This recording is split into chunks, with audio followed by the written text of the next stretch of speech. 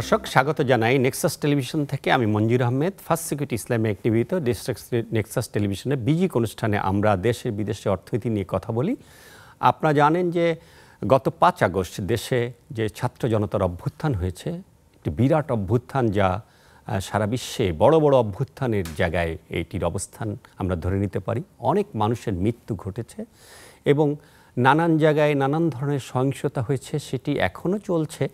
কিন্তু আমরা যদি একটু নজর দেই যে আমাদের দেশের আর্থিক খাত বিনির্মাণ কিংবা আসলে তো শেষ পর্যন্ত অর্থনীতিকে টিকিয়ে রাখতে হবে, আমরা দেখেছি যে এই সময়ে অর্থনীতিরও অনেক ধরনের ক্ষতি হয়েছে। তা যেমন সাবেক সরকারকে হটাতে গিয়ে ক্ষতি হয়েছে, তা পরবর্তীতেও হয়েছে। অভ্যুত্থানকারীরা যারা ক্ষমতা নিয়েছেন, যাদের পক্ষে প্রফেসর ইউনূস এখন তো অন্তর্বর্তীকালীন সরকারের প্রধান, তারা ক্ষমতা আসার পরেও নানান ধরনের দাবি উঠছে নানান মহল থেকে, সেগুলো মেটানো যাচ্ছে না সহজে। নানান ধরনের রিফর্মের কথা আমরা শুনছি, বিশেষত আর্থিক খাতে রিফর্ম নিয়ে আমরা আজকে কথা বলবো। তার মধ্যে আমরা যদি সুনির্দিষ্ট করি তাহলে পুঁজিবাজারে অনেকগুলো রিফর্ম কর্মসূচির কথা আমরা শুনেছি এবং বিএসইসি অর্থাৎ সিকিউরিটিজ অ্যান্ড এক্সচেঞ্জ কমিশন বাংলাদেশের যেটি আছে, সেটির যে চেয়ারম্যান সেটি সরিয়ে দিয়ে নতুন একজন চেয়ারম্যানকে বসানো হয়েছে। নতুন কিছু কর্মসূচি নিয়ে উনি আগাচ্ছেন, কিন্তু অগ্রগতি কতটুকু সেটি নিয়ে আমরা আজকে আলোচনা করব। এজন্য আমাদের মাঝে আছে ঢাকা বিশ্ববিদ্যালয়ের হিসাব বিজ্ঞান বিভাগের সহযোগী অধ্যাপক আলামিন, আপনাকে স্বাগত জানাই। একই সাথে আমাদের মাঝে আছে দৈনিক যুগান্তরের সাংবাদিক, সিনিয়র সাংবাদিক মুনির হাসান, আপনাকেও স্বাগত জানাই। আমি অধ্যাপক আলামিনকে দিয়েই শুরু করি। পুঁজিবাজারটা অনেক দিন ধরে মন্দা। আমি যদি বলি যে পুঁজিবাজার আসলে, আমি 96 থেকে পুঁজিবাজারে সাংবাদিকতা করে যা দেখেছি যে পুঁজিবাজারকে ঠিক সরকার আমলে নেয় না, কিন্তু সময় অনুযায়ী সরকার এটাকে ব্যবহার করে। এবং আমরা যদি বলি যে একটা লুটেরা গোষ্ঠী পুঁজিবাজার থেকে অর্থ লুট করার জন্য এই জন্য ক্যাপিটাল মার্কেটটা তৈরি করা হয় এবং এক ধরনের নানান উৎসাহ উদ্দীপনা দেখে মানুষকে ডেকে নিয়ে আসা হয় এবং পরে সবাই পুঁজি হারিয়ে সরে যায়। কথা ছিল উল্টা, যে এটা আমরা যেটা বারবারই বলি যে ব্যাংক থেকে লম্বা সময়ের আসলে ঋণ দেওয়া যায় না, কারণ ব্যাংক স্বল্প সময়ের ডিপোজিট নেয়। তো আমরা চেয়েছিলাম বা পৃথিবীর দেশে দেশে পুঁজি বাজার থেকেই পুঁজিটা যোগান হবে, শিল্প পুঁজি, সেটা হয় না। তো আমরা আশা করি যে এই সরকারের আমলে, আমরা প্রফেসর ইউনূসের সরকারের আমলে প্রত্যাশা করি যে এখানে একটা বড় ধরনের সেই ধরনের ব্যবস্থা তৈরি করা হবে, যার মধ্য দিয়ে পুঁজিটা, শিল্প পুঁজি যোগানটা ক্যাপিটাল মার্কেট থেকে আসবে। তো সেই রিফর্ম কিছু শুরু হয়েছে, বিএসসি চেয়ারম্যানকে সরিয়ে নতুন বোর্ড করা হয়েছে। আপনি কিভাবে দেখেন, অগ্রগতিটা কি এবং ঠিক ধারায় কাজ চলছে কিনা, আপনি যদি শুরু করেন। আপনাকে ধন্যবাদ। আসলে আমরা অনেকেই প্রত্যাশাটা অনেক বেশি রেখেছি, যেহেতু আমরা অনেক একটা লম্বা সময়ে থাকা একটা সরকারকে যেভাবে ছাত্র জনতা বিপ্লবের মাধ্যমে উৎখাত করেছে, সেখান থেকে কিন্তু মানুষের প্রত্যাশাটা বেড়ে গেছে যে আমরা যে কোনো কিছু হয়তো করতে পারি। বাট বাস্তবতা হচ্ছে যে আমাদের যেহেতু আর্থিক খাতের মধ্যে ধরেন ব্যাংকিং সেক্টর যদি বলেন বা পুঁজিবাজার, দুটাকেই বলেন, দুই জায়গায় কিন্তু চরমভাবে একটা বিশৃঙ্খলা লম্বা সময় ধরে চলছিল এবং এটা কিন্তু এককভাবে প্রধান একজন ব্যক্তিকে সরিয়ে দিয়ে আরেকজন ব্যক্তিকে আনলেই যে চেঞ্জ হবে তা না, কারণ তার সাথে কিন্তু শুধু উনি একা ছিলেন না। আপনি যদি একটা এক্সাম্পল দেই যে পুরো প্রসেসটার সাথে কিভাবে কারা ইনভলভ, ধরেন আমরা যখনই দেখলাম যে ইকুইটি মার্কেটের পাশাপাশি বন্ড মার্কেট নিয়ে আমরা যখন কাজ করব, তখনই কিন্তু আমাদের উল্লেখযোগ্যভাবে সুকুক নামের যে বন্ডটা 3000 কোটি টাকা মানুষের কাছ থেকে রেজ করেছে, তখন কিন্তু তার সাথে অনেকগুলো প্রতিষ্ঠান কাজ করেছে। নাম্বার 1 হচ্ছে ধরেন যারা ইস্যু ম্যানেজার ছিল, তারা কিন্তু এটাকে সুন্দর একটা প্রসপেক্টাস লিখেছে। আবার এটার কাস্টোডিয়ান ছিল, যেহেতু এটা অ্যাসেট ব্যাক, এটার কাস্টোডিয়ান ছিল আইসিবির দায়িত্ব ছিল এটার এগেনস্টে সালমান এফ রহমানের কাছ থেকে অ্যাসেট বুঝে নেওয়া। এখন উনি অ্যাসেট সালমান এফ রহমানের দখলে ছিল, উনি বুঝে নেয় নাই, কিন্তু জনগণের কাছে কিন্তু টাকা চলে গেছে। এখানে প্রাতিষ্ঠানিকভাবে 70% অফ টোটাল 3000 কোটি, মানে 2100 কোটি টাকা কিন্তু প্রতিষ্ঠানের জন্য পার্মানেন্টলি ড্যামেজ হয়ে গেছে। তার জন্য তারা বাংলাদেশ ব্যাংকের তখন একটা সার্কুলার জারি করলো যে এটাকে এক্সপোজারের বাইরে রাখা হবে ইনসেন্টিভ দেওয়ার জন্য। তাহলে যেহেতু প্রত্যেকের একটা লিমিট আছে ইনভেস্টমেন্ট করার, তাহলে ওই জায়গাটায় কিন্তু তাহলে বাংলাদেশ ব্যাংক ইনভলভ হয়ে গেল। ট্যাক্স অথরিটি বলবো এটা নন ট্যাক্স হবে, এনবিআর একটা ইনভলভমেন্ট চলে আসলো। তাহলে asset management company, central bank, NBR, regulator সবাই মিলে কি করলো, কার হাতে দিল, প্রতিষ্ঠানের যে লিকুইড ফান্ডটা ছিল সেটাকে একটা জায়গায় বন্ধ করলো, আর ক্ষুদ্র বিনিয়োগকারীদের অংশের মধ্যে যে অংশটুকু এখানে বিনিয়োগ করছে তাদেরও কিন্তু ওইটা একটা স্টাক হয়ে গেল। এটা একটা এক্সাম্পল মাত্র। এখন আমরা বলবো যে উপর থেকে আমরা একজনকে সরিয়ে দিব, ভালো কিছু চাইবো, বাট ভালো কিছু চাওয়ার মতো তো এখনকার যে এনভায়রনমেন্ট, তাতে নতুন কমিশন এসেই বড় বড় দুইটা কাজ করেছে। প্রথম কাজটা হচ্ছে তারা ডিএসসির বোর্ডটা রিস্ট্রাকচার করছে। এটা 3 বার করার পরেও কিন্তু এখনও আপ টু দ্যাট মার্ক হয় নাই, এখনও কিন্তু কনফ্লিক্ট অফ ইন্টারেস্ট বলে যেটা সেটা আছে। তার মানে এখানে কিন্তু শুরুতে বোঝাচ্ছে যারা এই কাজটা করছে তারা এই ব্যাপারে দক্ষ না, নাম্বার 1। নাম্বার 2, 12টা স্ক্রিপ্ট নিয়ে আমি যে একটা বিরাট কমিটি করতে দেখলাম, সেই কমিটিও কিন্তু তাদের জুরিসডিকশন যা আছে তাতে কিন্তু এই ধরনের অ্যাক্টিভিটিস, যেখানে তাকে বাংলাদেশ ব্যাংকের ইস্যুকে ধরতে হবে অথবা অন্যান্য আরও সংস্কারকে ধরতে হবে, বিসেকের একটা কমিটির মাধ্যমে কিন্তু এটা ধরা সম্ভব না। এটা হওয়া উচিত ছিল একটা independent body formulated by government, যে আমরা যেহেতু পুঁজিবাজারটা একটা সিগনিফিকেন্ট, যদিও জিডিপির হিসাবে মাত্র 10% বা 11% হচ্ছে টোটাল এটার মার্কেট সাইজ, তাহলে এইখানে কিন্তু সরকার সেই কারণে কিন্তু খুব একটা নজর দেয় না। বাট যদি সরকার মনে করতো যে এখানে বিগত 15 বছরে প্রচুর দুর্নীতি, লুটপাট, টাকা পাচার অনেক কিছু হয়েছে, এটার জন্য কিন্তু আলাদা একটা কমিশন করা দরকার ছিল, যে কমিশনের কাজ হতো যারা ইন্ডিপেন্ডেন্টলি কাজ করতো এবং তারা হচ্ছে সবাই এক্সপার্ট লোকজন। ইন্ডিপেন্ডেন্ট বলতে যে তার কোনো এখানে ইন্টারেস্ট নাই, অন্যদিকে আবার ব্যাপারটা সে বোঝে।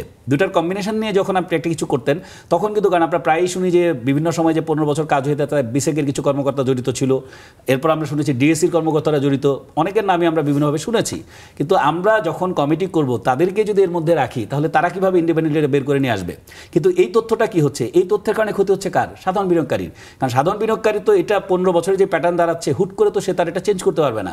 এবং নতুন কমিশন দায়িত্ব নেওয়ার পরপরই যখন দেখা গেলো এগুলোর সম্পর্কে ওপেনলি আপনি কমিটি ডিসক্লোজ করে দিলেন, তখন কিন্তু ওই স্টকগুলোতে নতুন করে কেউ বিনিয়োগ করবে না। তাহলে এতদিন যারা ট্রেডিংয়ে ছিল তাদের ফান্ড সাইজ কিন্তু ডেলি হাফ হয়ে যাচ্ছে, আরও নিচে নেমে যাচ্ছে, কারণ এখানে তো কেউ বিনিয়োগ করবে না যেহেতু নামগুলো জেনে গেছে। আবার নতুন করে যারা টাকা নিয়ে আসতেছে, তারা ফ্রেশ ফান্ড নিয়ে আসতেছে, ওইখানেও মার্কেটে যারা আছে তারা পার্টিসিপেট করতে পারছে না। তাহলে এই পুরো বিষয়টাকে আপনি যদি বাজারকে মনে করেন, এখন নিয়ন্ত্রণ সংস্থার কাজ কি? সে প্রথমে একটা কথা এসে বলতে পারতো যে আমরা বাজারে সুশাসন নিশ্চিত করব, তার জন্য যা যা করণীয় তা করব।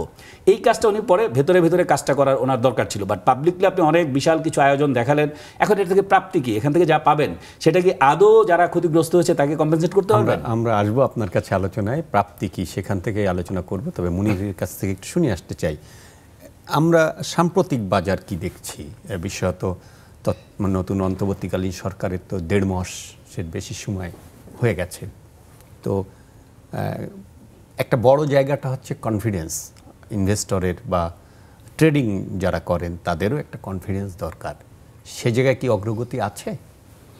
ধন্যবাদ মঞ্জুর ভাই। এটার যেটা বলছিলেন যে আসলে কনফিডেন্স আসার সবচেয়ে বড় কারণ যে এই বাজারটাকে সংস্কারের জন্য কিছু পদক্ষেপ নেওয়া। তো আমি এটা যদি বলি যে দীর্ঘদিন পর্যন্তই যে আলোচনাটা এখানে চলছিল যে বাংলাদেশের পুঁজিবাজার দীর্ঘমেয়াদী পুঁজির সংগ্রহে করার জায়গা না, এবং পুঁজির যোগান দিতে পারছে না, এটা একটা লুটপাটের জায়গা হয়েছিল। তো সেইখান থেকেই আসছে সংস্কার। এই সংস্কারের কারণে যদি সঠিকভাবে সংস্কার হয় তাইলেই কেবল মানুষের আস্থা বাড়বে। এটা সবচেয়ে গুরুত্বপূর্ণ পয়েন্ট। তো এই সংস্কার এখানে 4টা দিক, যে কোনো সংস্কার। 1 নম্বর হলো যে যদি আপনি জানেন, 1 নম্বর হলো লাগবে সদিচ্ছা লাগবে, এরপরে নলেজ লাগবে, দক্ষতা লাগবে এবং পরিবেশ। এই 4টা জিনিস যদি আমি ধরি, আপনি সদিচ্ছার আমি ঘাটতি আছে বলে আমি মনে করি না। এই কমিশন নতুন করে যে কমিশনের যে পুনর্গঠন হলো, এই কমিশনের সদিচ্ছা আছে। এরপর ঘাটতি হলো নলেজ। এরপর হলে পরিবেশ আছে। পরিবেশ বলতে আমি যেটা বোঝাচ্ছি যে একটা দীর্ঘদিন পর্যন্ত এই বাজারের বাইরে থেকে কিছু লুটেরা শ্রেণী কেন বিভিন্নভাবে প্রভাব সৃষ্টি করছিল, এই প্রভাবটা এখন নেই, কিন্তু দক্ষতার ঘাটতি আছে। তাহলে আমি যদি বলি সংস্কারের জন্য 50-50, যদি তার দক্ষতা আছে 50 এবং এই 50 কাজে লাগাতে যাচ্ছে না, যে কারণে আমরা বলছিলাম যে ঢাকা স্টক এক্সচেঞ্জের একটা ঘটনা দিয়েই আমরা দেখতে পাচ্ছি ছোট্ট স্টক এক্সচেঞ্জের ছোট্ট একটা পর্ষদ গঠন হলো, এ পর্যন্ত 3বার সিদ্ধান্ত পরিবর্তন হলো। এই 3বার সিদ্ধান্ত পরিবর্তনের পরে 4র্থবার যে সিদ্ধান্তটা নিল সেইটা হলো সঠিক সিদ্ধান্ত না, আইনের সাথে কাভার করে না। এই বিষয়টা বাজারে ভালো বার্তা যায় না। তো এই যখন হলো রেগুলেটরদের অবস্থা, তখন মানুষ এটা ভাবে যৌক্তিকভাবে কিংবা আস্থা ফিরে আসার কারণ আমি দেখি না। 2 নম্বর হলো আমরা যেটা দেখতেছি, রেগুলেটরদের জায়গা থেকে এমন কিছু কথা বলা হচ্ছে যেটা ওনাদের চেয়ারের সাথে যায় না। যিনি চেয়ারম্যান হিসাবে যিনি দায়িত্ব নিলেন, উনি প্রথম দিনই যে বক্তব্য নিলেন, উনি 50 লাখ বিনিয়োগকারী এখানে নিয়ে আসবেন। বেসিক্যালি এটা ওনার কাজই না, কাজের মধ্যে পড়ে না। এরপর আর একটা ল্যাঙ্গুয়েজ আমি দেখলাম এরকম যে দরবেশরা চলে গেছে, তাদের মুরিদ মোত্তাকিনরা এখানে বসে আছে। এইগুলো চায়ের দোকানের গল্প। রেগুলেটরদের জায়গা থেকে এটা বলতেই পারেন না আপনি। রেগুলেটরে বাইরে থেকে একরকম বোঝা যায়, ভিতর থেকে আসলে বোঝা যায় এর গভীরতা কী, এর সীমাবদ্ধতা কোন জায়গায়। এই যখন সীমাবদ্ধতা, তখন আপনাকে কথা না বলে কাজের জায়গায় যা আসা উচিত। এই বাজারের অনেক রকম সীমাবদ্ধতা আছে। যেরকম সীমাবদ্ধতা এখানে হলো যে চাহিদার দিক থেকে হলো মানুষের আস্থা নেই, সরবরাহের দিক থেকে ভালো স্ক্রিপ্ট নেই। এইটা রেগুলেটর সবসময় যে কাজটা করে, ওনারা রেফারির ভূমিকায় থাকেন। ওনারা এই জায়গাগুলো একটা পরিবেশ সৃষ্টি করে যাতে ভালো উদ্যোক্তা আসে, যাকে ভালো স্ক্রিপ্ট আসে, এখান থেকে ভালো বিনিয়োগকারী আসে। সেই কাজটা ওনারা হলো রেফারির জায়গা থেকে করবে। আর ওনারা যখন সরাসরি সাপ্লাইয়ের জায়গায় চলে আসে, ওনারা যখন ডিমান্ড অটোমেটিক ডিমান্ড ক্রিয়েটের জায়গায় চলে আসে, তখন আমার আগের ধারাবাহিকতায় বলতে হয় যে পুঁজিবাজার হলো আগের জায়গা মতো সঠিকভাবে এখন এই সংস্কারগুলো আগাচ্ছে না। এরপরেও আমি বলবো যে যেহেতু পরিবর্তন হয়েছে, সরকার 5 তারিখের পরে পরিবর্তন হয়েছে, এই সময়টা হলো 1.5 মাস, এরপরে কমিশন হলো 1 মাস হয়েছে। এই 1 মাসটা কমিশনকে মূল্যায়ন করার জন্য এখনও যথেষ্ট সময় আসে নাই। আমরা আরও সামনে দেখতে চাই, এরপরে আমরা মূল্যায়ন করব। আমি অধ্যাপক আল-আমিনের কাছে আসবো।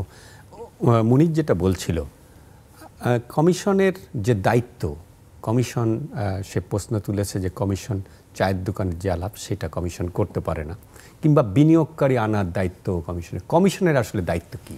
কমিশনের দায়িত্ব হচ্ছে একটা সুশাসনের বাজার নিশ্চিত করা। এই নিশ্চিত করার জন্য দরকার হচ্ছে তার যে দক্ষতা, নলেজ, এটাকে অ্যাপ্লাই করে, এবং তার যে অংশীজন আছে, বিশেষ করে ধরেন ডিএসসির বোর্ড নিয়ে এত কথা কেন হচ্ছে, কারণ ওনারা কি করেছে, আগেরটা যেহেতু ভ্যাকেন্ট হয়ে গেছে, তখন এনআরসি নাই, তারা বলছে যে আমরা আমাদের মতো দিয়েছি। কিন্তু তার মধ্যেও কিন্তু বাজার রিলেটেড বোদ্ধা যারা আছেন, বাজারের সংস্কারে যারা দীর্ঘদিন কথা বলেছেন, তাদের সাথে কথা বলে যদি বাজার সংশ্লিষ্ট কিছু লোকজনকে এখানে দেওয়া হতো, নিউট্রাল পয়েন্ট থেকে দেওয়া হোক, কোনো দলীয় বিবেচনায় না, তাহলেও কিন্তু তারা বোঝা যেত যে হ্যাঁ, আমি এদের সাথে কথা বলে এই বিষয়টাকে আমার কাছে মনে হয়েছে এটা করা উচিত, করা যেতে পারত, তাহলে কিন্তু এত সমালোচনা হতো না। এবং ওনাদের ক্ষেত্রে যে কথাগুলো আগের চেয়ারম্যানের টোনের মতো, কিন্তু ওনার মধ্যে সেই টোনটা দেখতে পাচ্ছে 1 মাসের মধ্যেই। এই টোন তো আপনার হবে না, কারণ আগের চেয়ারম্যান যে ধরনের কথাগুলো বলেছে সেগুলো কিন্তু মানুষ ভালোভাবে নেয়নি বলেই কিন্তু একটা বড় ধরনের একটা অবস্থা এখানে হয়েছে। তো আপনাকে কিন্তু কাজ করে দেখাতে হবে। এখন কাজ করার জন্য আপনাকে কাজটা জানতে হবে। এখন আপনি যদি প্রেস কনফারেন্সে এরকম একটা কথা বলেছে তদন্ত কমিটির ক্ষেত্রে, যখন কনফ্লিক্ট অফ ইন্টারেস্ট নিয়ে সাংবাদিকরা প্রশ্ন করলো, তখন বললো ওনার যদি ইন্টারেস্ট আসে ওই পার্টে উনি কমেন্ট দেবেন না। কিন্তু সিগনেটরি যখন আপনারা 6 জন মেম্বার হবেন, এটা কি কোনো কথা হয়? আপনি এটা কি মিন করতে চান এটার মাধ্যমে? যে ওনার ইন্টারেস্টের ব্যাপার থাকলে ওই অংশ উনি মতামত দিবে না, কিন্তু সবার স্বাক্ষরিত এই রিপোর্টটা আসবে।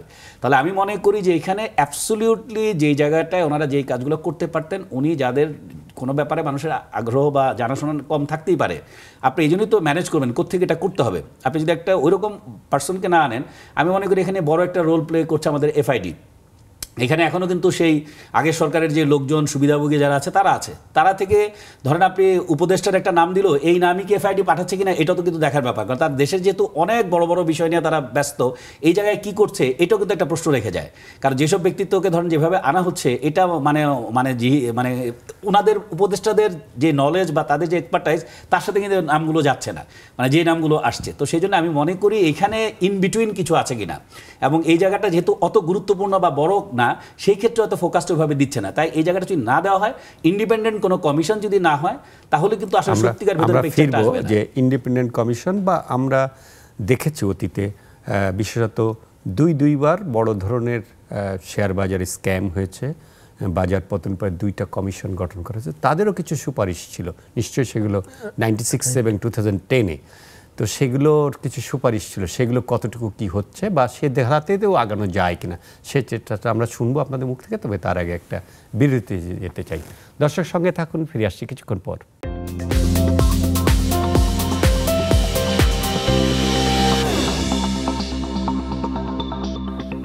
দর্শক, ফিরে এলাম বিরতির পর। আপনারা দেখছেন নেক্সাস টেলিভিশনের বিজিক অনুষ্ঠান, ফার্স্ট সিকিউরিটি ইসলামিক একটি নিবেদিত বিজিক অনুষ্ঠানে আমরা আলোচনা করছি আমাদের দেশের শেয়ার বাজারে যে সংস্কার, তার কতটা অগ্রগতি হলো। আমরা তো দুইটা বড় ধরনের বাজার বিপর্যয়ের পর 2টি কমিশন দেখেছি। যদি দক্ষতা যোগ্যতার কথাই আপনি বলেন, সেই 2টি কমিশনের রিপোর্টে অনেকগুলো রিফর্মের কথা বলা আছে।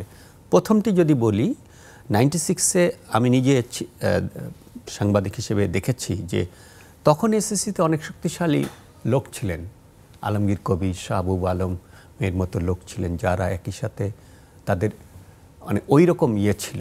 কিন্তু 96-এ একটা বড় স্ক্যাম হয়েছে, তারা কিন্তু নলেজ দিয়ে এটা ঠেকাতে পারিনি। 2010-এ আমরা অনেক বড় আমাদের বাজারে অনেক অগ্রগতি ঘটেছিল, ধরেন ট্রান্সপারেন্সির জায়গায় আমাদের এক সময় 96-এ ছিল কাগজের শেয়ার ট্রেড হতো, কিন্তু 2010-এ ইলেকট্রনিকভাবে ট্রেড হচ্ছে CDBL-এর আওতায় প্রতিদিনই ট্রেডটা অনেকটা ট্রান্সপারেন্ট হয়েছে। ট্রান্সপারেন্সির কথাটা বারবার করে দুইটা কমিশনেই এসছে এবং নানান ধরনের অনিয়মের পাশাপাশি ট্রান্সপারেন্সি এবং আস্থা এই দুইটি জায়গায় এসছে। তো সেটার আলোকে যদি বলি তাহলে কোথায় কোথায় এখন আমাদের রিফর্মটা করা প্রয়োজন আপনি মনে করেন, ধরে ধরে যদি বলি আপনি যদি সেটা ব্যাখ্যা করেন তাহলে বোধহয় এই কমিশনের জন্য কাজে লাগবে, এই জায়গায় আমার রিফর্ম প্রয়োজন।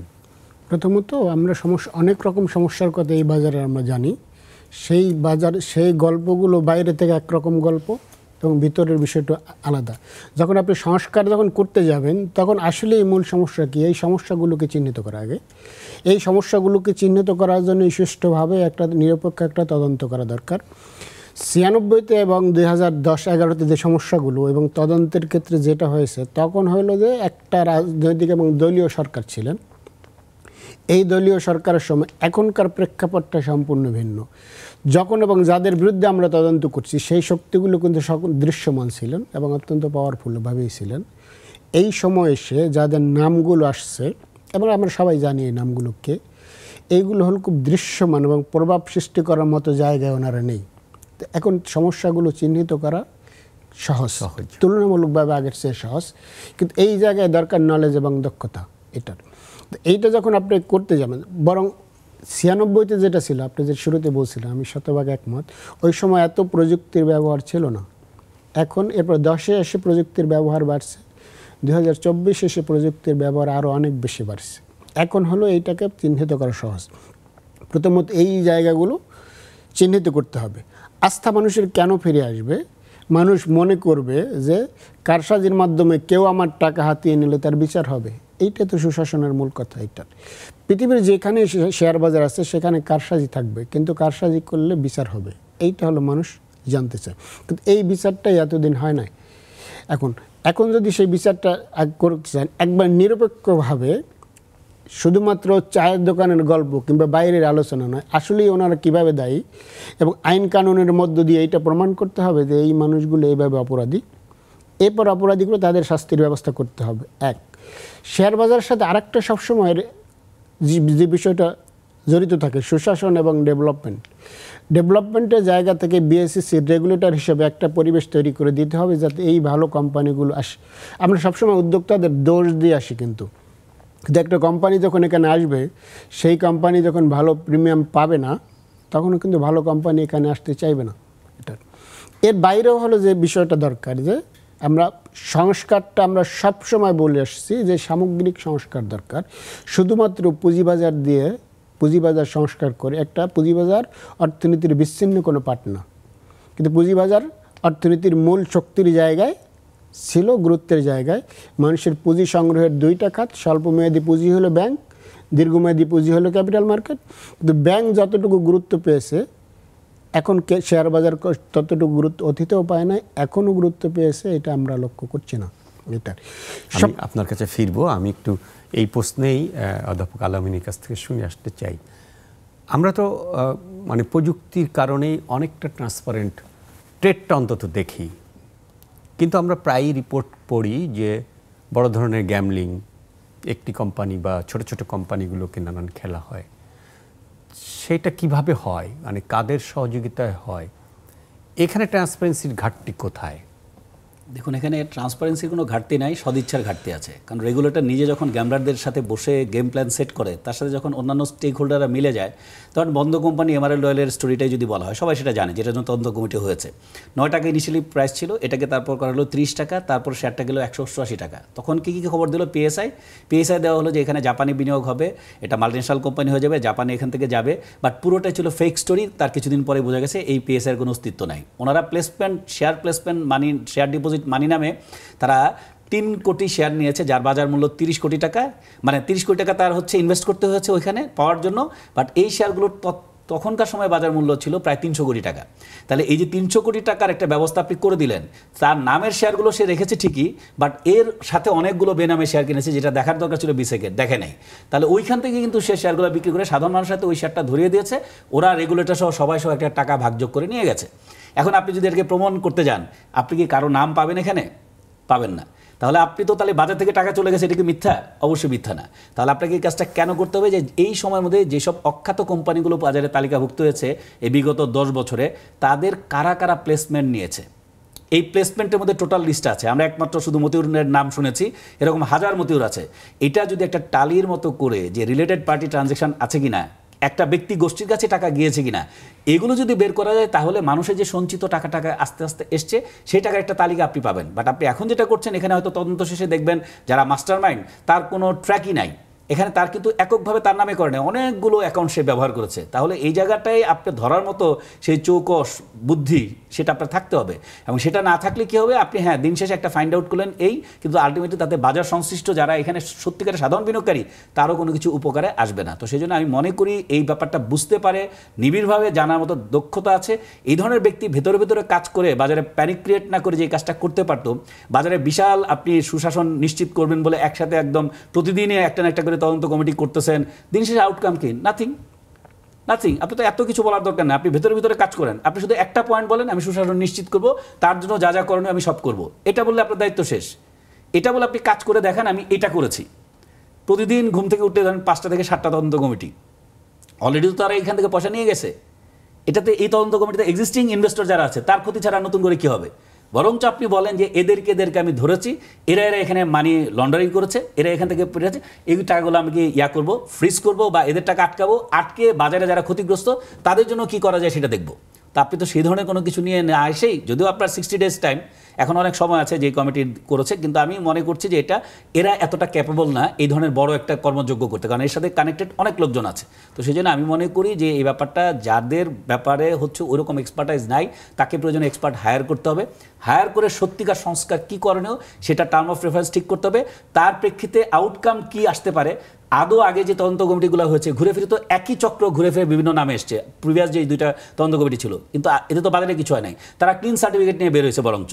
তাহলে আপনি কি ক্লিন সার্টিফিকেট দেওয়ার জন্য আপনি এগুলো করবেন, বা আমি ধরতে পারবো কিনা, বা আমার সেই সক্ষমতা আছে কিনা, সব জেনে বুঝেই কাজে নামা উচিত। আদারওয়াইজ আমি পপুলারিটির জন্য অনেক কথা বলতে পারবো। আপনার আলোচনায় ফিরবো, বিশ্বত শুনতে চাই। মুনিরও প্রশ্নটা তুলেছিল, পুঁজিবাজারকে আলাদা করে দেখার সুযোগ নেই, পুরা আর্থিক খাতকে একসাথে দেখতে হবে, পুঁজিবাজারকে মনিটারি পলিসির মধ্যে নিয়েই আসলে দেখতে হবে, যে মনিটারি ম্যানেজমেন্ট দিয়ে এবং বাংলাদেশ ব্যাংক, এনবিআর সবাইকে মিলে একটা জায়গা দেখতে, সেই জায়গা কি আপনারা দেখছেন কিনা, বা সদিচ্ছা বা আগ্রহের জায়গাটি কি সেখানে আছে কিনা, আলোচনায় ফিরবো। তবে তার আগে একটা বিরতিতে যেতে চাই। দর্শকের সঙ্গে থাকুন, ফিরে আসছি কিছুক্ষণ পর।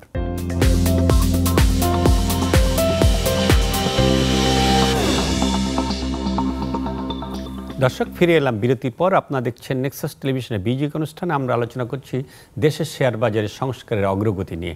বিরতির আগে অধ্যাপক আল-আমিন বলছেন, আমি বিরতির আগেই প্রশ্ন রেখে গেছিলাম, দুজনকেই এই প্রশ্নটা করতে চাই। আমরা অনেক দিন ধরেই বলি যে পুঁজিবাজারকে আলাদাভাবে দেখার কোনো সুযোগ নেই, বিশেষত আর্থিক খাতের সাথে মিলিয়ে দেখার সুযোগ আছে, এবং এখানে বিশেষ করে বাংলাদেশ ব্যাংক, এনবিআর, রাজস্ব বোর্ড, এই যে রিফর্ম যারা করছেন তারা কি টোটালটাকে নিয়ে ভাবছে, বা এরকম কিছু দেখেন আপনি?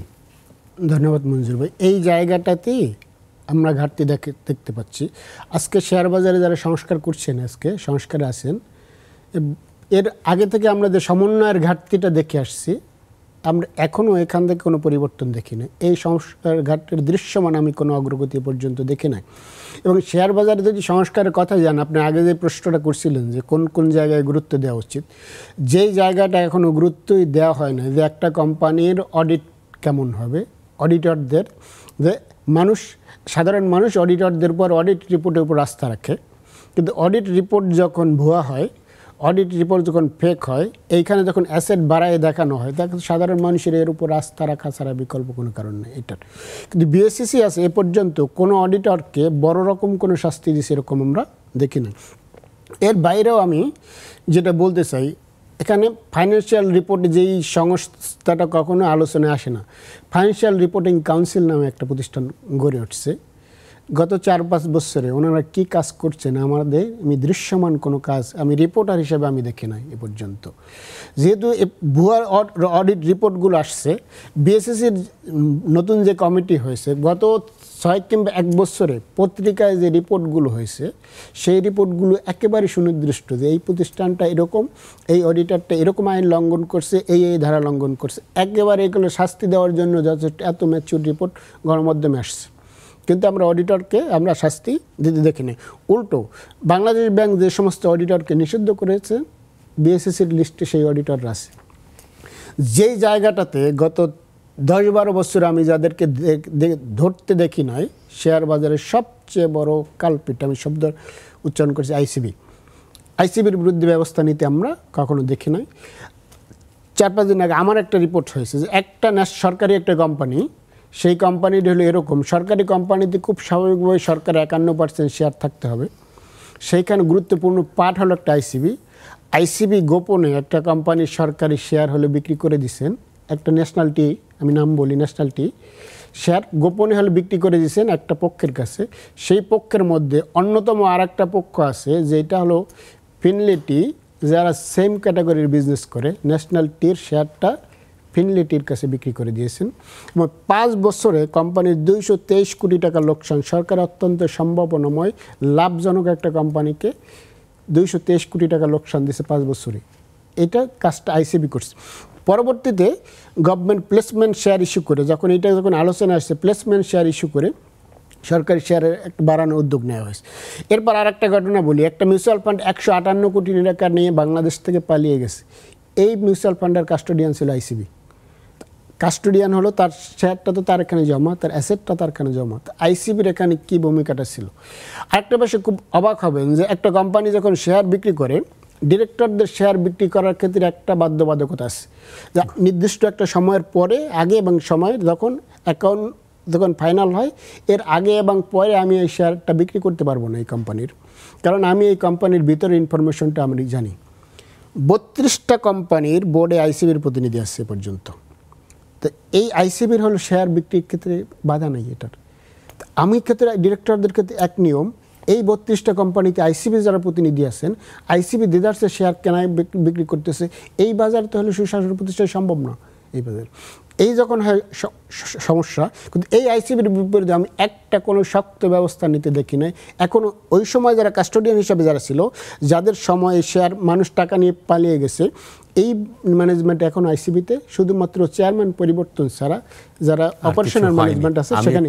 অধ্যাপক আলাউদ্দিনের কাছ থেকে শুনে আসতে চাই, এই যে সরকারি বিনিয়োগ প্রতিষ্ঠান আইসিবি, যাদের মার্কেটটা গড়ে তোলার প্রধান দায়িত্ব ছিল, কারণ তারা তো সরকার প্রতিষ্ঠান এবং তারা তো আসলে মার্কেটকে ফ্যাসিলিটেট করবে এবং অনেক কিছু তারাই আসলে ডমিনেট করবে, যা দিয়ে মার্কেটে পুঁজির বিনিয়োগটা নিশ্চিত করা যায়। কিন্তু আমরা এরকমই দেখি, ধরেন আমি 2012 সালে আমেরিকাতে গিয়েছিলাম, ন্যাসডক স্টক এক্সচেঞ্জ, নিউ ইয়র্কের স্টক এক্সচেঞ্জে আমাদেরকে ভিজিট করানো হয়েছিল। তো আমরা দেখেছি সেই তার আগে আগে ম্যাডপকে 150 বছরের জেল দিয়েছে, যিনি ন্যাসডক স্টক এক্সচেঞ্জের অনারি চেয়ারম্যান ছিলেন। 150 বছরের জেল এবং তার সকল সম্পদ বাজেয়াপ্ত করেছেন। আমাদের বাজারে এইরকম একটা রেফারেন্স কি খুব দরকার না? আপনি কীভাবে বলেন? দেখুন, আমাদের যারা রক্ষক তারাই যখন ভক্ষক হয়, তখন আলটিমেটলি কিন্তু তাদের কাছে ওই গার্ডসটা থাকে না।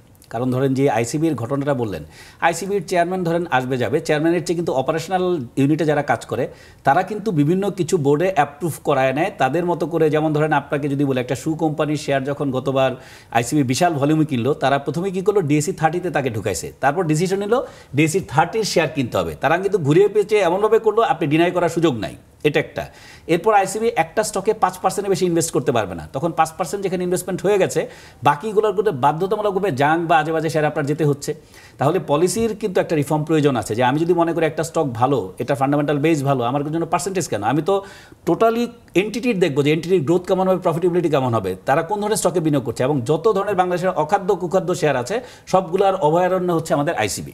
এখন রাষ্ট্রীয় সংস্থাটাকে বিভিন্নভাবে বিভিন্ন স্টেক হোল্ডার তাদের নিজস্ব ইন্টারেস্টের জন্য এগুলোকে এখানে পুশ করাচ্ছে, যেটাকে আমরা বলি ডাম্পিং। এই ডাম্পিংয়ের কারণে একদিকে প্রতিষ্ঠান হারাচ্ছে তার সক্ষমতা, আর বাজারের একটা শ্রেণী এটাকে এখানে ডাম্পিং করে টাকাটা দেশে বাইরে পাঠিয়ে দিচ্ছে, পুঁজিটা ক্ষুদ্র বিনিয়োগ বিনিয়োগকারী বাজার থেকে বের হয়ে যাচ্ছে। তাহলে এই যে বিষয়গুলো, এগুলো কি সংস্কার মনে করেন একদিনে সম্ভব? কারো পক্ষে সম্ভব? অবশ্যই সম্ভব না। এই জিনিসগুলো লম্বা ইম্প্যাক্ট। এখন এগুলো যদি ধরেন এখনকার যে সাধারণ বিনিয়োগকারী যারা আছে তাদের অবস্থা কিন্তু এমনি নাজেহাল। এখন আরও যে স্টেপগুলো নেওয়া হচ্ছে তাতে কিন্তু তাদের অবস্থা ভালো হওয়ার কোনো সম্ভাবনা দেখছি না। তাহলে এটাকে প্রতিকারের জন্য উপায় কি? উপায় হচ্ছে সরকার একদম থরলি বের করবে, এখানে ফ্রেশ ফান্ড ইনজেক্ট করবে, তার মাধ্যমে বাজার স্টেবল করার চেষ্টা করবে। সেই কাজগুলো যদি করতে পারে তখন আপনার হবে। ধরেন আপনি আরেকটা দিন রক্ষক ভক্ষের পয়েন্টে আরেকটা ইস্যু আছে। আপনারা জানেন যে বেশ কিছু হাউস মানে ব্যাক অফিস সফটওয়্যারের মাধ্যমে অনেক ক্লায়েন্টের হিসাব টিসাব সব মানে গায়েব করে দিয়ে, এর মধ্যে তামহা আছে, বানকো আছে, আবার ক্রেস্ট আছে, নতুন করে আরও অনেকগুলো আসলো, মশিউর সিকিউরিটিজ আসলো। এগুলো কিন্তু দূর করার জন্য কিন্তু একটা করা হয়েছিল CCBL, central counter party Bangladesh limited. 5 বছর আগে কোম্পানিটা হয়েছে। এই 5 বছর আগে কোম্পানি 300 কোটি টাকার মতো তাদের এখানে ইনভেস্টমেন্ট। এখানে 45% হচ্ছে ডিএসিটার অংশীজন, আর 20% হচ্ছে সিডিবিএল, এবং অন্যান্য মিলিয়ে সব মিলে ব্যাংকের আছে এখানে 20%। তাহলে এখানে যে টোটাল ব্যাপারটা আছে সব মিলিয়ে কিন্তু তাদের কাজ কি ছিল, ক্লিয়ারিং এবং সেটেলমেন্ট যাতে ভালোভাবে হয়, রিস্ক ম্যানেজমেন্ট যাতে করতে পারে। তাহলে এই কোম্পানি কিন্তু ফাংশনে এখনও আসে নাই। খুব ভালো ভালো লোকজন এখানে আছে, বাট ফাংশনে নাই বলে একটা কোম্পানি করার জন্য করা। যেমন উনি বলছিলেন একটু আগে এফআরসি, অডিটেড ফাইন্যান্সিয়াল স্টেটমেন্ট যখন আপনি করবেন, অডিটেড ফাইন্যান্সিয়াল স্টেটমেন্ট করার সাথে সাথে কিন্তু আপনাকে একটা ফরেন্সিক অ্যাকাউন্টেন্টের ওপিনিয়ন নিতে হবে। কারণ প্রিভিয়াস 5 বছরে কী কী ধরনের অ্যাকাউন্টিং আর্নিংস ম্যানেজমেন্ট আছে এটা কিন্তু আপনি শুধুমাত্র স্টেটমেন্ট দেখে বুঝবেন না। যদি আমরা ডিভিএস করেছি, ডাটা ভেরিফিকেশন সিস্টেমের মাধ্যমে, এটাকে কিন্তু এখন বিভিন্নভাবে তারা কিন্তু মিসইউজ করছে। তাহলে আপনার দরকার কিন্তু আপনার ডিএসসির বোর্ডে বা রেগুলেটরি অথরিটির মধ্যে এমন একজন এক্সপার্ট অ্যাকাউন্টেন্ট যে এই ফ্রডগুলো ধরতে পারে। আগে কিন্তু একসময় ফ্যাক্টরি আইপিওতে আসার আগে কিন্তু ফ্যাক্টরি ভিজিট করা হতো এই কোম্পানির অস্তিত্ব আসলে আছে কিনা। তাহলে এখন আপনি অস্তিত্ব না দেখে যা পেপার প্রডিউস করছে তার ভিতরে আপনি অ্যাপ্রুভাল দিয়ে দিচ্ছেন। তাহলে আপনি আগে ফ্যাক্টরি আছে কিনা দেখবেন, ফাইন্যান্সিয়াল স্টেটমেন্ট সঠিক কিনা দেখবেন, তারপর এটা মানুষের সামনে আনবেন। তখন যদি মানুষ ক্ষতিগ্রস্ত হয় সেই মাত্রাটা কমে যাবে। এখন যেভাবে হচ্ছে সেভাবে কিন্তু মাত্রাটা অনেক বেড়ে যাচ্ছে। তার মানে সঙ্গত সংস্কার করতে গেলে আপনাকে কিন্তু এক্সপার্টকে নিয়েই করতে হবে, যেটা একটা খুব সহজ একটা কর্মযোগ্য না, এটা বিশাল কর্মযোগ্য।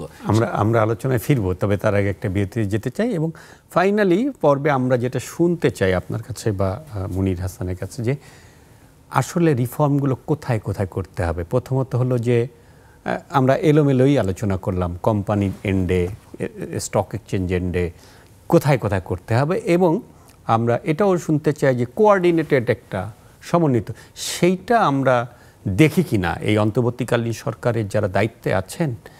আমরা যদি ফাইন্যান্স অ্যাডভাইজারকে দেখি, ডক্টর সালেউদ্দিন আহমেদ, তারা কি এই ব্যাপারে ওই রকম একটি ভূমিকা নিচ্ছেন কিনা আমরা শুনবো। তবে তার আগে একটা বিরতি যেতে চাই। দর্শক সঙ্গে থাকুন, ফিরে আসছি কিছুক্ষণ পর।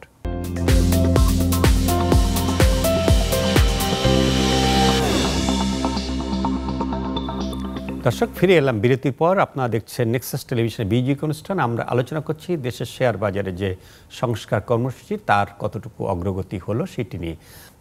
আমাদের যে অন্তর্বর্তীকালীন সরকারের যিনি দায়িত্বে আছেন ডক্টর সালেউদ্দিন আহমেদ, উনি সেন্ট্রাল ব্যাংকের গভর্নর ছিলেন, ওনারা কি আসলে এটা মিন করেন যে আমাদের পুঁজিবাজারটাকে সেভাবে গঠন করতে হবে, সেরকম কিছু কি দেখেন কিনা? আর করতে হলে কি কি করতে হবে? আসলে সুনির্দিষ্ট করে বিচ্ছিন্ন করে তো দেখা যাবে না, সুনির্দিষ্টভাবে ভাবতে হবে। কিভাবে দেখেন? দেখুন, আমরা প্রথমেই যে একটা অর্থনীতির বিভিন্ন ইস্যু নিয়ে শ্বেতপত্র তৈরি করতে দেখলাম, এখানে যে ইস্যুসগুলো আছে ওখানে কিন্তু আমি পুঁজিবাজার বিষয়ক কাউকে দেখিনি। তাহলে আমি পলিসি মেকারের এন্ড থেকে বলতে পারি ওনারা এটা যেহেতু জিডিপির অনেক লোয়ার একটা সেগমেন্টে মানে রোল প্লে করে, 10% বিলো অথবা 10% to 12%, তাহলে মার্কেট সাইজটার কারণে কিন্তু অর্থনীতির মূল ধারার সাথে এটার সম্পর্কটা ওই পলিসি মেকিংয়ের জায়গা থেকে খুব একটা নাই। এটা হচ্ছে প্রথম কথা। এখন যদি আসি যে এক্সিস্টিং অবস্থায় আমরা সংস্কার কীভাবে করব, তাহলে এক্সিস্টিং অবস্থায় সংস্কার করতে হলে আমাদের প্রয়োজন হচ্ছে এক্সিস্টিং যে আইনগুলো আছে সেই আইনগুলোর মধ্যে যেগুলো পুরনো সেগুলোকে সংশোধন করতে হবে, বাজার বান্ধব করতে হবে, আর আইন যা আছে সেটার বাস্তব প্রয়োগ করতে হবে। যেমন ধরেন আপনার এখন অ্যাসেট ম্যানেজমেন্ট কোম্পানিকে আপনি বলে দিচ্ছেন 75% হচ্ছে আপনি ইকুইটিতে ইনভেস্টমেন্ট করবেন, 25% ফিক্সড আর্নিংসে করবেন। এখন 75% ফান্ড যে আপনি দিবেন সেরকম ভালো স্ক্রিপ্ট তো নাই, তখন বাধ্যতামূলকভাবে ভালো স্ক্রিপ্টের পাশাপাশি চলে, যেহেতু আপনার রেস্ট্রিকশন আছে 75% আপনার ইকুইটি ফাইন্যান্সিংয়ে যেতে হবে। তাহলে আপনি কিন্তু এই জায়গায় যদি তাকে দিয়ে দেন যে আপনার সিদ্ধান্ত, আপনি আপনার মিউচুয়াল ফান্ড বলেন বা অন্য যার ইন্টারেস্ট আছে তার ইন্টারেস্ট অনুযায়ী কোম্পানির গ্রোথ অনুযায়ী তার যা করা উচিত সেটা করবে, আপনার কোনো এইখানে কোনো নির্দেশনা থাকবে না। ডিসক্রিপশনটা আমার বোর্ড ডিসাইড করবে আমি কি বিনিয়োগ করবো। আমাকে যদি গাইডলাইন করে রেগুলেট করে দেয় তখন রেগুলেশনের পরে বাধ্যতামূলকভাবে তারা কিন্তু অনেক কিছু নিতে বাধ্য হয়, তাহলে ওই জায়গাটায় কোনো রেস্ট্রিকশন থাকবে না। তারপর আইপিওর ক্ষেত্রে ধরেন প্রোরাটার যে সিস্টেমটা আপনি দেখাচ্ছেন, কখনো ডিসক্রিপশন দিচ্ছেন 15 লাখ করতে হবে, কখনো 10 লাখ করতে হবে, এই জায়গাটায় কোনো রেস্ট্রিকশন থাকবে না, ইউনিফর্মলি তাকে কাজ করতে দিতে হবে আইপিওর ক্ষেত্রে।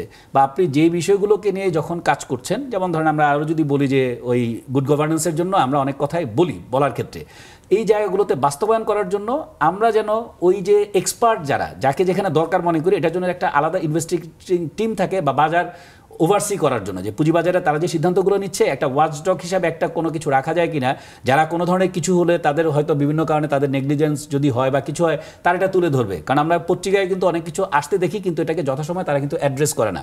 তখন অ্যাড্রেস করলে কিন্তু ধরেন এই যে বিগত আমি অনেক বছর ধরে যে কথাগুলো বলেছি, এখন তদন্ত কমিটির বিভিন্ন রিফ্লেকশনে এই জিনিসগুলো আসছে, কিন্তু এই জিনিসগুলো যখন আমরা বলেছি বিভিন্ন জায়গায়, সেই জায়গাগুলোতে কিন্তু তখন তারা খুব একটা জোর দেয় না, যেহেতু টপ লেভেল থেকে এগুলোর সাথে অনেকে কানেক্টেড ছিল। তো সেই জন্য যখন নিউট্রালি যারা যখন পত্রিকায় মিডিয়াতে এগুলো নিয়ে আসবে, সেগুলোকে দেখার জন্য কিন্তু একটা সেল থাকা দরকার। সার্ভিলেন্সের পাশাপাশি যে সমাজের অন্য যারা কি মনে করছে সেটাকে কারেক্টিভ মেজার নেওয়ার ক্ষেত্রে যদি কেউ ভুল রিপোর্টিং করে তাকে শাস্তির আওতায় নিয়ে আসা, আর যদি সঠিক ব্যবস্থা থাকে তার বিরুদ্ধে ব্যবস্থা নেওয়া। নাহলে দিনের পর দিন রিপোর্ট হয়ে যাচ্ছে, কোনো খবর হচ্ছে না, মানুষ কিন্তু এটা কোনো প্রতিকার দেখছে না। অনেকে দেখা যায় তদন্ত কমিটি হলে এক সময় যে সেনা তদন্ত কমিটি হচ্ছে সেই 3 দিন আপার সার্কিটে চলে গেছে, তখন মানুষ মনে করতো তাদের এটা একটা কথার কথা বা খেলার খেলা। এইটা যাতে না হয়, কারণ এখন মানুষের প্রত্যাশাটা বেড়েছে, মানুষ মনে করছে এই সরকারের কাছে অনেক কিছুই পাওয়ার আছে, এবং যারা দায়িত্বে আছে তাদের কিন্তু কোনো পলিটিক্যাল প্রেশার নাই। পলিটিক্যাল গভর্নমেন্টের ক্ষেত্রে আপনি যখন দায়িত্বে আসবেন, কারো না কারো ইন্টারেস্ট আপনাকে সার্ভ করতে হবে। তারা যেহেতু অ্যাবসলিউটলি ওই ধরনের প্রেশার ফ্রি, তারা যদি সেই জিনিসটাকে সুন্দরভাবে হ্যান্ডেল করতে পারে, যে ইস্যুগুলো প্রায়োরিটিতে, তাহলে হয়তো একটা ভিজিবল সংস্কার আসবে। আমি একটু মুনির হাসানের কাছে শুনতে চাই একই প্রশ্নে, যে আপনি কি অন্তর্বর্তীকালীন সরকারের যিনি দায়িত্বে আছেন ডক্টর সালেউদ্দিন আহমেদ, বা সরকারের যে রিফর্ম কর্মসূচির মধ্যে আমাদের পুঁজিবাজারকে কি সেইভাবে গুরুত্বপূর্ণ বলে দেখা হচ্ছে, বা আপনি কি সমন্বিত এরকম একটি উদ্যোগ চান না, বা সেই উদ্যোগ কি দেখেন? না, সমন্বিত উদ্যোগ এখন পর্যন্ত যতটুকু অগ্রসর হয়েছে সেখানে আমি পুঁজিবাজার খুব গুরুত্বের জায়গায় আছে সেটা আমি মনে করি না। পুঁজিবাজারকে অতীতের মতো অবহেলিত সেটা এখনও আছে, ভবিষ্যতে কী করবেন সেটা গভর্নমেন্ট বলে দেবেন। কিন্তু সামগ্রিকভাবে সেট আপ হলো যে গভর্নমেন্টের যে বিএসসিসি সহ অন্যান্য সংস্থায় যে সেট আপ দেওয়া হয়েছে সেটা গভর্নমেন্টের পক্ষ থেকে বিনিয়োগকারীদের জন্য একটা বার্তা, কিন্তু সেই বার্তাটাও ভালো কিছু বলছে না। আরেকটা বিষয় হলো যেটা আমরা রেগুলেটরদের মধ্যে সমন্বয়, রেগুলেটরের মধ্যে একজন যখন উদ্যোক্তা ব্যাংক থেকে যখন টাকা নিয়ে যখন পারপাস যাবে, এই কাজটা যখন বন্ধ হবে, ব্যাংক থেকে যখন দীর্ঘমেয়াদী ফান্ড পাওয়া যাবে না, তখন হলো উদ্যোক্তারা এখানে চলে আসবে। এনবিআরের হলো এই জায়গায় হলো যে এনবিআর যখন ট্যাক্স ফাঁকি, যখন কোনো কোম্পানি যখন দিয়ে ট্যাক্স ফাঁকি সেইটার বিচার হবে, তো তখন হলো যে শেয়ার বাজারে অটোমেটিকলি সেটা হলো সুশাসনের সুবিধাটা শেয়ার বাজার পাবে। সবচেয়ে আমি গুরুত্বপূর্ণ যেটা বলতে চাই যে ইস্যু ম্যানেজার সবচেয়ে বড় ইম্পর্টেন্ট। এক বিএসসিসির কোনো এরকম এক্সপার্ট টিম নাই যে একটা কোম্পানি যে সে কী ব্যবসা করছে তার অপারেশনাল সম্ভাবনা এইগুলো যাচাই করে দেওয়ার হলে সম্ভাবনা নেই, সুযোগ নেই।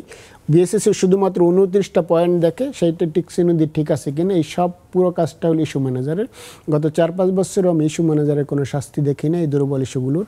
ইস্যু ম্যানেজারকে অবশ্যই শাস্তির আওতায় আনতে হবে। আমি আরেকটি প্রশ্ন তুলতে চাই। আমাদের শেয়ার বাজারে আমরা যতটা লিস্টেড কোম্পানি দেখি, আমরা ঠিক বন্ডটাকে দেখি না। বন্ডটা ছাড়া দেশে দেশে শেয়ার বাজার কতটুকু হতে পারে, সে ব্যাপারে কোনো উদ্যোগ দেখেন কিনা বন্ড মার্কেটটাকে ডেভেলপ করার জন্য? বন্ড মার্কেটটা আমি খুব গুরুত্বপূর্ণ প্রশ্ন করছেন যে বন্ড মার্কেট এখন যেই বন্ড গত 4-5 বছরে এইখানে প্রায় 5,000 কোটি টাকার মতো বন্ড, আরও বেশি হবে, আরও একটা কোম্পানি 3,000 কোটি, প্রায় 10,000 কোটি টাকার মতো বন্ডের অনুমোদন দেওয়া হয়েছে। তো বন্ডের হলো যেই কোম্পানিগুলো বন্ড নিয়ে আসছে এই প্রতিষ্ঠানগুলোই কিন্তু ব্যাংকের ইনক্লাবি। আর এই প্রতিষ্ঠানগুলো যেহেতু ব্যাংকের একটা সমন্বিত একটা ব্যবস্থা আছে, ব্যাংকের অডিটর আছে, তার মানে আপনার কথার মধ্যে প্রচ্ছন্নভাবে থেকে যায় যে ব্যাংকের ঋণখেলাপি টাকা দিতে পারবে, ব্যাংক আর টাকা দিবে না ঋণখেলাপি।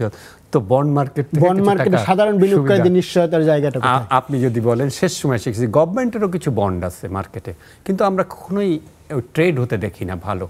এই ব্যাপারে কি বলতে? এখন ট্রেজারি বন্ডটা তো যেহেতু প্রাতিষ্ঠানিক পার্টিসিপেন্টই বেশি, রিসেন্টলি হয়তো এটা আমাদের ডিএসসিতে লিস্ট হওয়ার কারণে যেহেতু 2 ইয়ার্স টু 20 ইয়ার্স মেয়াদ যেটা আছে সেটা তারা এখানে চাইলেও এক্সচেঞ্জ করতে পারে, সেটা একটা ডিফারেন্ট উইন্ডো। কিন্তু এটাকে মানুষের কাছে পপুলার করা, বন্ড জিনিসটার কনসেপ্টটাই অনেক কাছে ক্লিয়ার না বলে পুঁজিবাজার বলতে তারা ইকুইটি মার্কেটটাকেই বোঝে। এই ক্ষেত্রে এটা যদি সচেতন করা যায় যে বন্ডের এই জায়গাগুলোতে আপনারা বিনিয়োগ করলে সেফ অ্যান্ড সিকিউর থাকবেন, স্টেডি রিটার্ন পাবেন, তখন তো ব্যাংকের পাশাপাশি এই জায়গাগুলোতে মানুষ আসবে। কিন্তু আমরা বন্ড মার্কেটটা নষ্টই করে দিয়েছি কিন্তু ওই সেই পুরনো লোকজন দিয়েই, যে 3000 কোটি টাকা যিনি নিয়েছেন, তারপর আবার আমার বন্ড নামে আরেকটা আইএফএসসি থেকে ছেড়েছে, সেটাও কিন্তু গ্রিনফিল্ডকে সামনে রেখে সেই জায়গাটায় কিন্তু সাধারণ বিনিয়োগকারী বেশি ক্ষতিগ্রস্ত হচ্ছে, যদিও এটা পুঁজিবাজারে লিস্টেড না, বাট ওইটা কিন্তু আলটিমেটলি আইএফআইসি ব্যাংকের নাম ইউজ করে বেক্সিমকো এই কাজটা করেছে। তাহলে আপনি যদি প্ল্যানই থাকে যে কিভাবে শুধু টাকা নিয়ে যাবেন, কোম্পানি বা বাজার বা অন্য ব্যক্তিকে চিন্তা করবেন না, তখন কিন্তু এটাকে আপনি উন্নত কোনো জায়গায় নিতে পারবেন না। তাই এই জায়গাগুলোর থেকেই আপনাকে, যাতে আর ভবিষ্যতের সামনে না হয়, যা যা হয়েছে এগুলো আমরা অনেক কিছু কিন্তু বলছি কেন, ভবিষ্যতে যাতে এই বিষয়গুলো না হয়, তাহলে হয়তো আমরা প্রত্যাশিত কিছু দীর্ঘমেয়াদ হলেও পেতে পারি। কিন্তু এখন যেভাবে চলছে, যদি একই স্ট্রাকচারে আমরা আবার আসে, তাহলে কিন্তু যতই ব্যক্তি পরিবর্তন হোক, যত যাই কিছু হোক, বিনিয়োগকারী যে ক্ষতির জায়গা সেটা থেকেই যাবে। তাই প্রত্যাশা রাখতেই পারি পরিবর্তনের সাথে সাথে সবকিছু পরিবর্তিত হবে। আপনাদের দুজনকে আমাদের অনুষ্ঠানে আসার জন্য ধন্যবাদ জানাই। দর্শক, যেমনটি বলছিলেন, আসলে আমাদের পুঁজিবাজারে সমন্বিত একটি উদ্যোগ দরকার, যেটি আমরা এখনো দেখি না। মুনির বলছিলেন যে কারোর মধ্যেই আলাদা আলাদাভাবে দেখার একটা দৃষ্টিভঙ্গি রয়েছে। হয়তো আর্থিক খাত নিয়ে সে সিরিয়াসলি একটা কমিশন করা হবে বা টাস্কফোর্স করা হবে, কিংবা হোয়াইট পেপার, শ্বেতপত্র যেটা বলা হচ্ছে, সেখানে পুঁজিবাজারের বিষয়গুলো এখনো পর্যন্ত পরিষ্কার না। তো আমাদের আসলে দরকার পুঁজিবাজারের সঙ্গে সংশ্লিষ্ট সবাইকে নিয়ে একটি সমন্বিত উদ্যোগ, এবং সেটা একটি টাস্কফোর্স হোক, একটি কমিশন হোক, কমিশন গঠন করে কোথায় কোথায় এই উদ্যোগ নেওয়া দরকার, কোথায় কোথায় নীতি সিদ্ধান্ত কার্যকর করা দরকার, সেগুলো করা উচিত। অন্যদিকে আমরা যে আলোচনাটা করছিলাম যে বন্ড মার্কেটটাকে ডেভেলপ করতে হবে, শুধু ইকুইটি দিয়ে একটা ক্যাপিটাল মার্কেটকে এগিয়ে নেওয়া এটা একটি কষ্টকর ব্যাপার। পৃথিবীর দেশে দেশে আমরা দেখেছি যে পুঁজিবাজারের একটা বড় ট্রেড হয় বন্ড নিয়ে। যারা মার্কেটের রিস্কগুলো নিতে চান না, তারা বন্ডের মাধ্যমে একটা ইনকাম করতে পারেন। আমাদের এই অনুষ্ঠানটি প্রতি রোববার রাত 9টা থেকে 10টা পর্যন্ত অনুষ্ঠিত হয়। পরদিন সোমবার বেলা 12টা থেকে 1টা পর্যন্ত পুনর্বার দেখানো হয়। সে পর্যন্ত সবাই ভালো থাকুন, সুস্থ থাকুন, শুভরাত্রি।